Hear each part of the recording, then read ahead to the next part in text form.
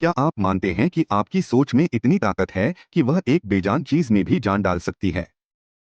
चलिए आज एक ऐसी ही कहानी देखते हैं। पहाड़ी के रास्ते पर एक खुरदरा गुमनाम पत्थर सदियों से बेजान पड़ा था। वह खुद को दुनिया की सबसे बेकार चीज समझता, सोचता मैं तो बस एक पत्थर हूँ। न हिल सकता हूँ न बढ़ सकता हूँ। मेरा कोई वजूद नहीं है। एक दिन एक मूर्तिकार उसी रास्ते से गुजरा। उसकी नजरें किसी खास चीज की तलाश में थीं। अचानक वह उस बेजान पत्थर के पास रुका। उसने उस बेजान पत्थर को देखा और बोला, मिल गया। बाकी पत्थरों ने सोचा, इस बेकार से टुकड़े में इसे क्या मिल गया। मूर्तिकार उस पत्थर को अपने साथ अपनी वर्कशॉप में ले आया। पत्थर के लिए सब कुछ नया और डरावना था। अगले ही पल मूर्तिकार ने अपनी छेनी और हथौड़ा उठाया और पत्थर पर पहली चोट की। अगर पत्थर चीख सकता तो वह दर्द से चिल्ला उठता। यह क्या कर रहा है? यह मुझे तोड़ रहा है। मैं बिखर जाऊंगा। चोट पर चोट पड़ती रही। हर बार से पत्थर का एक हिस्सा टूटकर अलग हो जाता।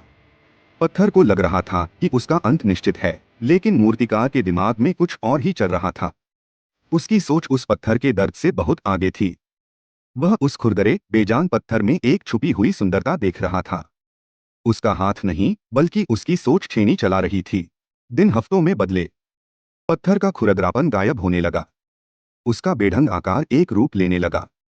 वह अब सिर्फ एक पत्थर नहीं रहा था, वह एक विचार का, एक सोच का आकार ले रहा था।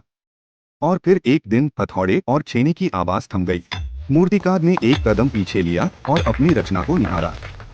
जहां कल तक एक बेजान गुमनाम पत्थर पड़ा था, आज वहां भगवान बुद्ध की एक अद्भुत, शांत और सजीव प्रतीत होती मूर्ति खड़ी थी। कुछ ही दिनों में उस मूर्ति की ख्याति फैल गई। लोग दूर दूर से उस पत्थर को देखने आने लगे। वे आते, उसके सामने सिर झुकाते, मन्नतें मांगते।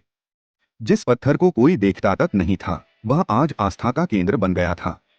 वह पत्थर जो अब एक मूर्ति था, आज भी बेजान था, पर उसको एक सोच ने बदल डाला था। है उस पत्थर की तरह हम सब में असीम संभावनाएं छिपी हैं। वह मूर्तिकार हमारी सोच है।